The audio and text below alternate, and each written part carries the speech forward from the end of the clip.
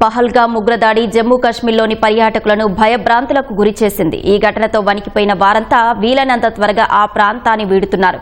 కేవలం 6 గంటల వ్యవధిలోనే 3,300 మంది శ్రీనగర్ను వీడినట్లు పౌర విమానయాన శాఖ మంత్రి రామ్మోహన్ నాయుడు వెల్లడించారు. ఉగ్రదాడి నేపథ్యంలో శ్రీనగర్ నుంచి పర్యాటకుల సురక్షిత ప్రయాణం కోసం అన్ని ఏర్పాట్లు చేశామన్నారు. బుధవారం ఉదయం 6 గంటల నుంచి మధ్యాహ్నం 12 గంటల వరకు శ్రీనగర్ ఎయిర్పోర్ట్ నుంచి 20 విమానాలు వెళ్లాయన్నారు. ప్రయాణికుల సౌకర్యం కోసం అదనపు విమానాలు అందుబాటులో ఉంచామని ఎక్స్లో పోస్టు చేశారు. కశ్మీర్ లోయ నుంచి అతిథులు వీడుతుంటే తన హృదయం ద్రవిస్తోందని జమ్మూ కశ్మీర్ సీఎం ఒమర్ అబ్దుల్లా ఆవేదన వ్యక్తం చేశారు.